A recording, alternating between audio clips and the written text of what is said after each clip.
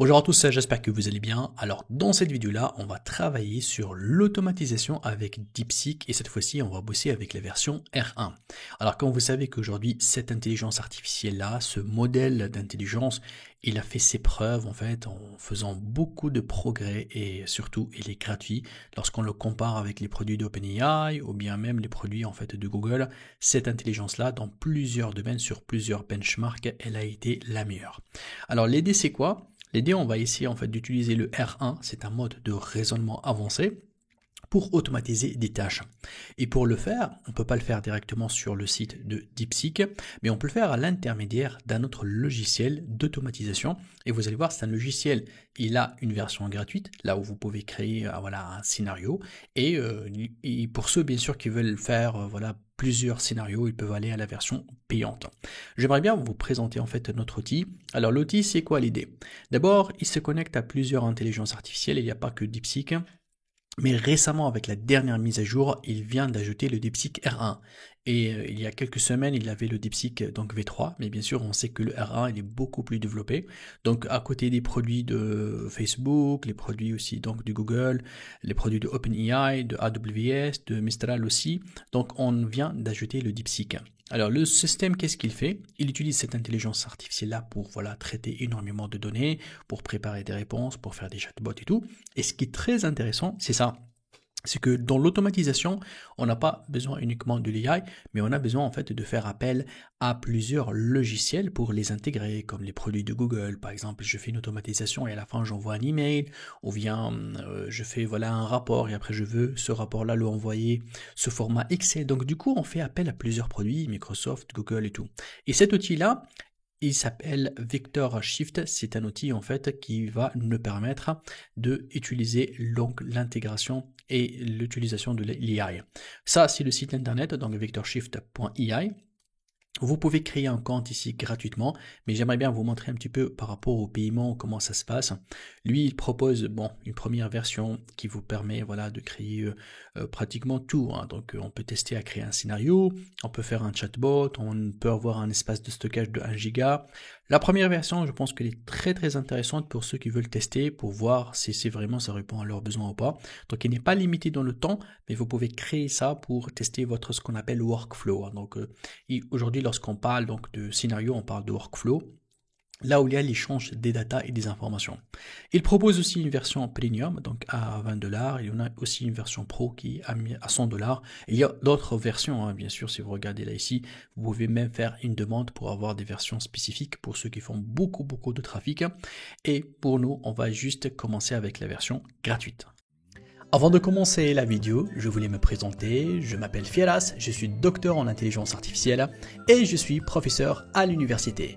Alors si c'est la première fois que vous regardez ma vidéo, je vous invite à vous abonner ici parce que je publie tous les jours des formations, des guides pratiques, des tutoriels sur les nouveautés en intelligence artificielle et en marketing digital. Et pour ceux qui sont abonnés, je voulais leur donner un petit cadeau, c'est un accès exclusif à mon pack de 100 cours. Donc vous trouvez dans les descriptions de cette vidéo là le lien vers ma plateforme de e-learning avec un coupon spécial et ça va vous donner accès à 100 cours. Donc là il y a à peu près plus que 6000 vidéos donc dans plusieurs domaines, marketing, intelligence artificielle. Alors qu'est-ce que vous attendez pour commencer? Et là je vous dis bonne formation. Alors juste une petite vidéo en fait pour comprendre le mécanisme de cette plateforme-là. C'est une plateforme donc d'automatisation qui s'appelle Vector Shift.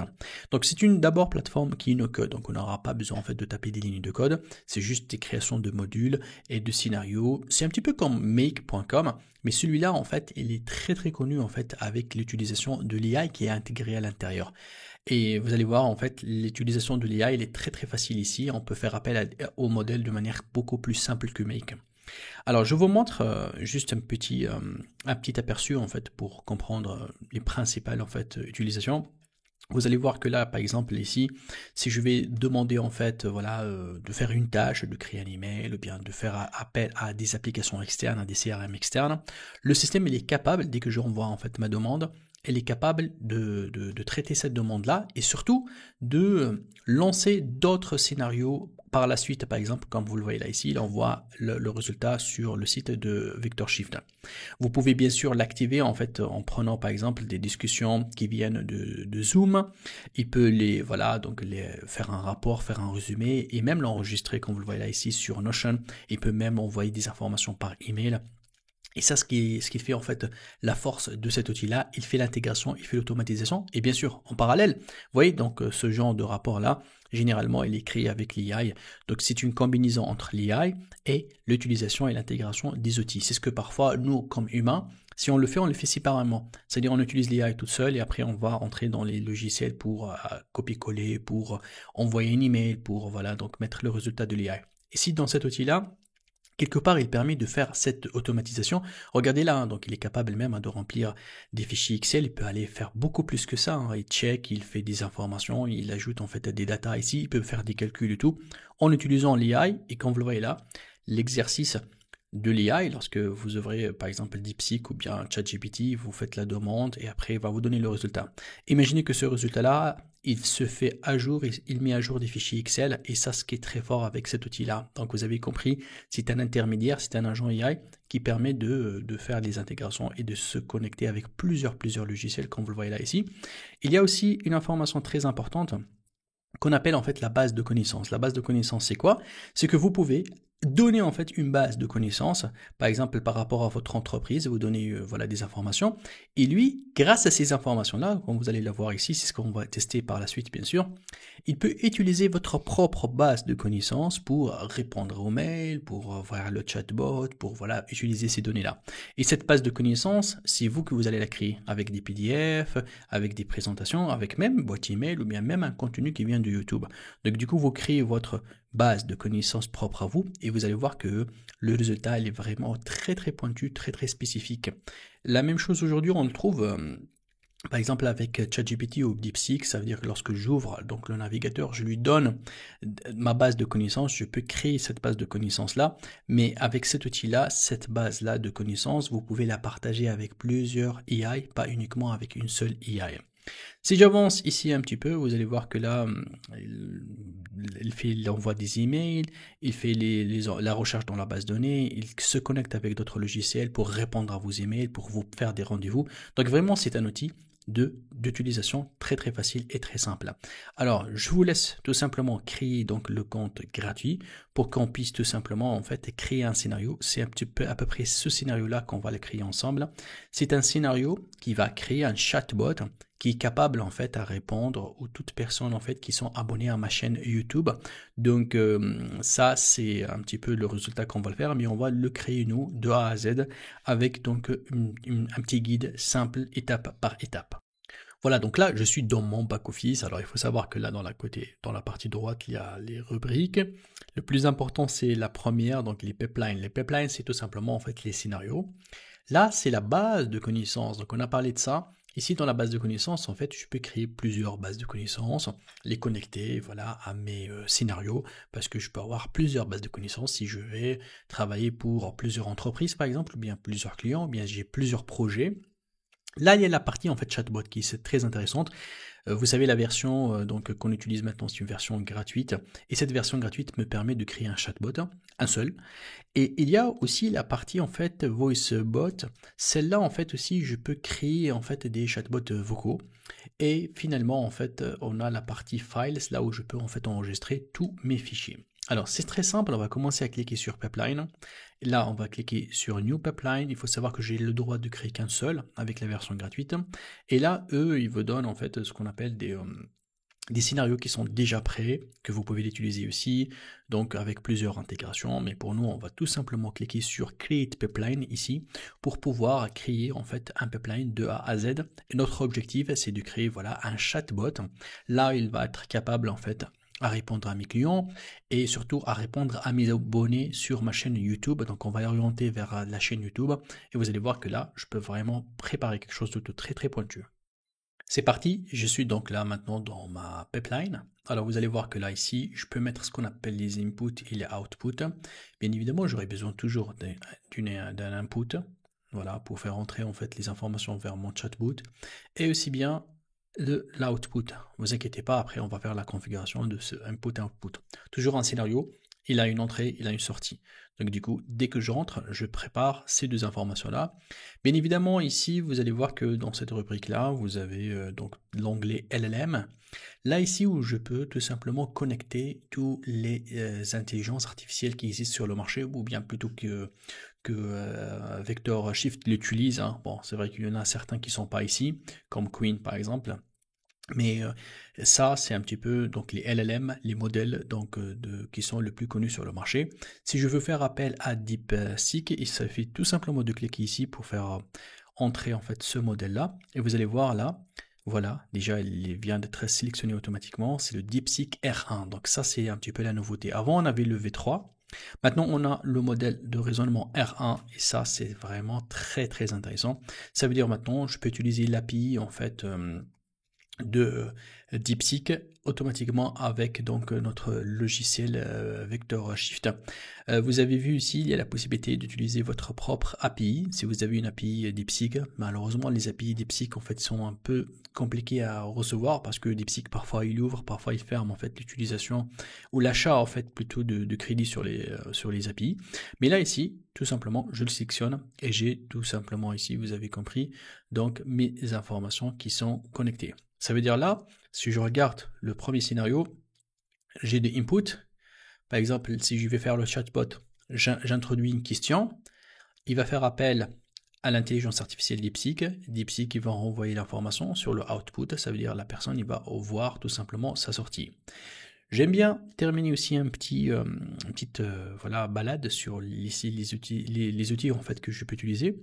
Vous allez voir là, je peux mettre un module qui s'appelle Knowledge Base. Et ça, c'est très important. On va parler de Knowledge Base pour comprendre l'importance de la connexion avec une base de connaissances. Alors là, je vais cliquer sur base de connaissances. Donc je viens d'ajouter une base de connaissances. Juste, on va réduire un petit peu la taille pour mieux voir en fait le modèle. Bien le scénario, voilà, ça c'est la base de connaissances. Alors la base de connaissances en fait c'est quoi? C'est tout simplement, donc d'ailleurs là je vais cliquer ici pour créer une nouvelle base de connaissances. Je vais lui donner un nom en fait, alors on va l'appeler base de connaissances, on va l'appeler YouTube ou bien chaîne ou bien ce que vous voulez, vous tapez ce que vous voulez ici. Je crée une chaîne de connaissances. Alors, la base de connaissances, c'est quoi? C'est que là, ici, je peux uploader un fichier PDF ou n'importe quel type d'information au Excel, là où il contient des données spécifiques. C'est pour cela, si je vais créer un chatbot, si quelqu'un va lui demander, voilà, quels sont vos tarifs, alors, même s'il fait appel à l'intelligence artificielle, il ne peut pas savoir les tarifs avec lesquels vous vendez. Par contre, s'il a un PDF, là où il y a les présentations, où il y a les devis, ou bien il y a voilà, les informations, en fait, à ce moment-là, il va trouver l'information, il va la retourner. Donc, un chatbot, par exemple, lorsque je rentre dans une entreprise et j'ai le chatbot, donc si je pose des questions, par exemple, j'entre dans un site voilà, d'une banque en ligne, je trouve le chatbot. Si je pose une question sur comment récupérer le mot de passe, il doit m'envoyer les informations exactes sur cette plateforme-là pour me montrer exactement comment le faire. Je ne veux pas qu'il me donne des informations très générales. Non, je veux que vraiment il me donne des liens spécifiques. Si je lui demande comment avoir un crédit, alors là, je veux qu'il me pose des questions spécifiques parce que selon lui, il a des critères qu'il va le trouver où? Sur la base de connaissances, c'est pas sur Internet. Et vous allez voir que là, ici, hein, regarde, je peux même, dans la base de connaissances, même intégrer d'autres outils. Je peux, par exemple, lui dire, votre base de connaissances, c'est tous les emails que je reçois sur ma boîte email Gmail. Et prenez, par exemple, tous les emails envoyés. Donc, du coup, lui, il va comprendre un petit peu comment vous répondez à des emails. Et pour lui, ça, c'est la base de connaissances. Par exemple, celle-là, je peux l'utiliser si je vais créer, par exemple, un modèle qui va répondre à mes emails d'une manière automatique en utilisant DeepSeek, et je veux aussi qu'il prend en considération en fait mes emails déjà envoyés.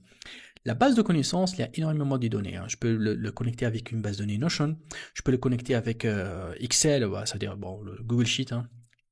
Je peux le donner en fait des informations sur mon calendrier. Imaginez que je veux créer un système qui permet aux gens de prendre des rendez-vous automatiquement. Donc là aussi, ça peut être intéressant. Il y a énormément de connexions, je peux le faire, comme vous le voyez là ici. Comme je peux ne pas aller vers ça, juste uploader un fichier Excel si je veux. Et là aussi, il y a même l'option Scrape URL. Je peux lui donner l'URL de mon site internet parce que je sais que dans mon site, par exemple, il y a le FAQ. Tout ce qui est questions-réponses. Et je dis que c'est très important qu'il revienne vers ce lien-là. Et donc, du coup, je lui donne la possibilité de voir et de récupérer toutes les données et les datas sur mon site internet. Donc là, si je reviens dans mon pipeline, donc je reviens là ici. Imaginez donc là ici que j'ai ma base donc de connaissances. On va pas encore la développer trop, mais là, on a créé une, voilà, qui est active, qui est sélectionnée, que je peux tout simplement donc l'utiliser. Donc là, qu'est-ce que j'ai? J'ai en input, j'ai l'utilisation de l'intelligence artificielle. Là, elle aussi, je vais lui faire connecter la base de connaissances et j'ai aussi un output. Maintenant, ce qui m'intéresse, on va aller à configurer ensemble cette intelligence artificielle-là pour mettre des instructions et pour mettre un prompt. Et bien évidemment, grâce à ça, on va ici, lorsqu'on fait appel en fait à DeepSeek, DeepSeek va être prêt à recevoir des données, des informations, et il connaît son prompt pour qu'il puisse savoir exactement qu'est-ce qu'il va renvoyer par la suite comme résultat. Alors, c'est parti. Ici, en fait, on va mettre donc les instructions dans le système. Donc, on va lui dire à DeepSeek, donc bien évidemment on travaille avec le modèle DeepSeek, qu'il est voilà un agent de chatbot qui va assister en fait sur ma chaîne YouTube. Donc là j'ai donné le nom de ma chaîne et je veux qu'il crée un contenu en fait. Donc pour chaque réponse qui va être envoyée ici. Donc du coup moi je lui donne le sujet de ma chaîne, voilà, qui parle de AI. Et là, il va donc tout simplement créer en fait des réponses très simples. Et vous regardez là ici, il va aussi prendre en considération l'historique. Parce que dans le chatbot, on a besoin de garder l'historique. Je ne peux pas commencer avec un chatbot, par exemple sur Internet, sur la banque. Au début, il me pose des questions en fait, voilà, sur le type de mon compte. Et après, il me donne des informations qui n'ont rien à voir avec le type de compte. C'est-à-dire quoi? C'est-à-dire que c'est comme s'il n'est pas en train de mémoriser en fait les informations de compte. C'est pour cela, dans le chatbot, vous allez voir que là, ici, on va essayer en fait d'ajouter en fait d'autres informations. Vous allez voir là, ici, il y a ce qu'on appelle donc le chat. Lorsque je viens ici, il y a ce qu'on appelle chat memory. Donc là, chat memory, on aura besoin. Donc là, je vais la laisser ici à côté. Vous allez voir comment on va la connecter. Donc du coup, DeepSeek, il doit bien évidemment prendre en considération tout ce qui est donc historique. Et là maintenant, le prompt. Le prompt, alors quoi? On a une question. Cette question-là, c'est tout simplement là, donc là pour que je puisse le connecter avec donc ce input-là qui texte, je dois faire deux accolades. Voilà ici, donc là, je fais deux accolades. Je sélectionne input comme vous le voyez là ici. C'est texte, voilà, donc format texte. Par la suite, donc bien sûr, donc le contexte. Là, au niveau de contexte, je vais lui dire que le contexte, en fait, c'est ma base de connaissances. Parce que dans cette base de connaissances, il y a le contexte, en fait, de mon chatbot, de mon domaine, voilà, de mes informations par rapport à ma chaîne et tout. Donc là, ici, je vais mettre, en fait, deux accolades, la même chose. Et là, je vais sélectionner base de connaissances. Et donc là, dans cette base de connaissances, donc je récupère donc les informations, en fait, de cette manière-là. Donc du coup, là, je viens d'ajouter, en fait, la base de connaissances. Et aussi, on a l'historique. Donc l'historique, il va tout simplement prendre les informations par rapport à ce chat memory. Donc pour que toujours je fais un accolade ici, deux accolades. Je sélectionne chat memory là. Voilà, je prends donc les informations texte. Si vous avez remarqué là ici, il vient de les connecter tous les trois, voilà, donc à DeepSeek. Donc si je regarde un petit peu mieux, donc là je peux encore réduire un petit peu la taille. Donc vous allez voir que là ici, ces trois là, ce sont les entrées. Là ici en fait j'ai mon chat, mon DeepSeek et là bien évidemment en fait j'ai le output. Là donc le DeepSeek il est prêt en fait à exécuter et à faire tout simplement en fait le travail. Il va recevoir une question à partir de l'input. Il va prendre en considération tout ce qui est historique, si jamais il y a une conversation qu'on a déjà commencé, et il va prendre en considération aussi la base de connaissances. Alors, bien sûr, la base de données, en fait, lorsqu'elle va donner des informations ici à DeepSeek, elle ne va pas donner toutes les informations, elle a aussi besoin de ce qu'on appelle un prompt pour qu'elle filtre les informations qu'elle va les renvoyer à DeepSeek. Et généralement, là, ici, on va mettre deux accolades. Les informations qui vont les filtrer, ça va être en fait les informations de notre input. C'est cette question-là. Donc là, ici, on va chercher input. Ça va être bien sûr, regardez là. Bon, je refais. Donc je fais deux accolades. Et je prends input texte, bien sûr, format texte. Donc là, c'est déjà prêt. Donc ici, j'ai donc mon système qui est prêt à envoyer. Donc il récupère, regardez ce circuit-là, il va récupérer ici donc la question en input, il va faire la sélection de bonnes informations, les informations en relation voilà, avec la question, et après il va envoyer DeepSeek, que DeepSeek bien sûr il va utiliser ou pas. Donc là maintenant on a ici donc notre output. Donc le output en fait il va tout simplement prendre les informations qui vont être envoyées par le modèle. Donc là je clique ici et voilà, donc là on va monter un petit peu. Alors là lorsque je mettrai deux accolades, vous allez voir, donc là j'ai tout simplement donc les informations donc de l'output. Bien évidemment il y a plusieurs types d'informations au niveau des informations sur le token et tout, mais pour moi ça m'intéresse juste le output of the LLM, comme vous le voyez là ici, c'est un texte en fait. Donc là ici j'ai mon modèle qui est prêt à être en fait déployé d'une manière simple, et pour déployer ce système là, vous allez voir, et là ici il y a en fait déployer change, je clique, je peux donner un nom en fait là si je veux, ok, à mon chatbot, je clique sur déployer et donc du coup là il va essayer de faire tourner, donc là ça a été enregistré d'une manière successful. Je peux cliquer ici sur Go to Export pour exporter. Et moi, je veux l'exporter en mode de chatbot. Et vous allez voir là, ici, bon, je vais donner le nom de chatbot. Je vais l'appeler comme ça, en fait. Voilà. Et vous allez voir que là, le chatbot, je peux le créer. Il a son input, il a son output. Tout ce que je dois faire ici, c'est de cliquer ici sur Create Chatbot pour qu'il puisse me générer le chatbot. Le chatbot, je peux le personnaliser. Vous allez voir que là, côté design, donc je peux travailler sur les styles, sur l'avatar, je peux lui donner une photo, donc là ici il a pris une photo juste par défaut lui comme ça, mais je peux vraiment aller très très loin avec donc la personnalisation de chatbot. Et pour moi ce qui m'intéresse, bon, je peux mettre bien sûr des messages donc de bienvenue, je peux même bloquer des messages, la façon avec laquelle il va afficher des informations, je peux les afficher de cette manière là, comme le Messenger de Facebook, c'est-à-dire là la question de la personne et il a ma réponse. En tout cas, il y a pas mal de paramètres, donc là, que vous pouvez, ton welcome message, le message de bienvenue, s'il y a une erreur, d'accord? Donc du coup là, c'est côté en fait visuel, c'est côté affichage. Mais ce chatbot là, je peux bien évidemment donc l'exporter et l'utiliser si vous voulez en mode déjà je peux le tester ici, ok, comme aussi je peux le récupérer dans un lien là où je peux en fait l'intégrer dans mon site internet si je veux, donc pour l'export vous allez voir que là j'ai la possibilité de l'exporter, voilà, prendre le lien, comme aussi je peux l'intégrer dans mon site internet. Je peux aussi bien le connecter avec Slack, je peux même utiliser l'API ici export, donc l'utilisation avec l'API, et il y a aussi même des configurations qui sont sur WhatsApp et SMS pour connecter ce chatbot là avec WhatsApp. Donc vraiment les possibilités d'utilisation de chatbot ils sont énormes avec cet outil là, mais là maintenant mon chatbot il est déjà prêt. Voilà, donc là on va essayer donc de poser plutôt quelques questions en fait à ce chatbot là. Donc là on va l'ouvrir pour le tester. Alors pour le test en fait on peut le faire même ici. Lorsqu'on clique sur Run, il y a le chatbot. Donc je clique ici sur chatbot et vous allez voir que ici en bas en fait il y a la partie là où je peux poser la question ici si je veux tester donc rapidement. Alors là mon chatbot ici je vais lui dire par exemple hi. Vous allez voir qu'il va m'afficher en fait le raisonnement. Et je peux bien sûr lui demander de ne pas l'afficher, mais vu que j'utilise R1 j'aimerais bien voir comment il réfléchit. Donc là lorsque je lui donne hi, il va aller chercher ça dans le contexte, et dans le contexte c'est vide, c'est tout à fait normal, la base de connaissances n'a absolument aucune information. Donc du coup là il va essayer d'aller chercher en fait dans l'historique, et après lorsqu'il trouve rien dans l'historique, à ce moment là il va voilà donc proposer donc tout simplement une question, une réponse à cette question là d'une manière sympathique, et vous allez voir que là il va me dire welcome Dr. Firas. Si je vais lui poser une autre question, par exemple là, je lui demande quels sont les types donc de vidéos qui sont créées par ma chaîne. Donc là, la même chose, donc là il est parti à voir sur la partie de liste, plutôt de contexte, il n'y en a rien.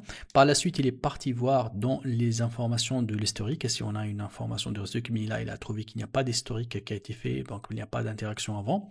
Donc du coup, il va répondre par je ne sais pas, comme vous le voyez. Donc là, vu que je lui ai demandé si tu connais pas, tu envoies je ne sais pas. Ces informations-là, donc, vous avez compris en fait comment ça fonctionne et comment ça tourne. Celui qui est en train de répondre ici, c'est tout simplement c'est DeepSeek, mais il fait appel en fait au contexte et à l'historique de la conversation. C'est exactement comme ici ce que je lui ai demandé en fait de le faire. Je peux lui demander en fait de ne pas répondre en fait qu'avec le mode reasoning et d'afficher uniquement le résultat sans le reasoning, c'est possible de le faire. Mais ce qui est très intéressant, le R1, c'est le plus puissant aujourd'hui de DeepSeek. Sur la version donc gratuite, tu as jusqu'à $1 en fait d'utilisation de l'API, qui est largement suffisant pour bien tester votre chatbot, pour avoir le chatbot le plus performant. Vous pouvez bien évidemment ajouter ici plusieurs intégrations. Par exemple là, à la fin du chat, je peux lui demander en fait là ici de m'envoyer par exemple un email, send email ici. Bien sûr, il faut connecter en fait mon compte Google ici. Et qu'il m'envoie un email avec toute la discussion. Soit l'email, je peux l'envoyer pour moi, je peux l'envoyer ici pour la personne. Si je lui demande dès le début ici de récupérer ou bien de mettre en fait son adresse email pour que je puisse lancer la discussion avec lui. Donc il y a énormément en fait d'intégration que vous avez la possibilité de le faire ici. Et c'est vraiment très poussé. Donc vous pouvez même aller en fait avec des intégrations sur les réseaux sociaux. Il y a aussi en fait sur les CRM. Ce qui est très connu ici, c'est les CRM en fait. Voilà, donc là, c'est notre pipeline qui est opérationnel, que je peux la tester et que voilà, on a pu réussir à créer notre chatbot. Généralement, ce qu'il reste à faire, c'est d'alimenter carrément donc la base de données pour que l'intelligence artificielle reçoive ces informations-là et pour qu'elle puisse me donner un output très spécifique. Alors dites-moi s'il vous plaît dans les commentaires si vous voulez qu'on fait ici sur donc notre outil Vector Shift une automatisation ou bien un scénario pour la réponse automatique des commentaires sur les réseaux sociaux. Ça veut dire par exemple sur LinkedIn ou Instagram ou bien Facebook. Est-ce que vous voulez qu'on fait un petit scénario là où DeepSeek va préparer la réponse d'une manière automatique, il va la publier sur voilà, les personnes qui vont nous commenter dans nos posts. Il y a aussi la possibilité en fait de supprimer aussi. Il y a la possibilité bien évidemment de faire appel à base de connaissances, là où il va tout simplement s'inspirer voilà, de votre domaine. La base de connaissances, on peut l'alimenter en fait avec les anciens posts que vous avez mis ou bien à partir de votre site web. Alors écrivez-moi juste dans les commentaires automatisation réseau social. Si vous êtes nombreux à le demander, je vais créer une vidéo en fait spécialement sur ça. Merci. Merci d'avoir suivi cette vidéo. Donc si vous avez des questions, n'hésitez pas de m'écrire dans les commentaires. Je fais mon maximum pour répondre à toutes vos questions. Et si vous aimez la vidéo et vous voulez voir les prochaines nouveautés, n'hésitez pas à vous inscrire à ma chaîne. Je vous dis merci beaucoup et à très vite.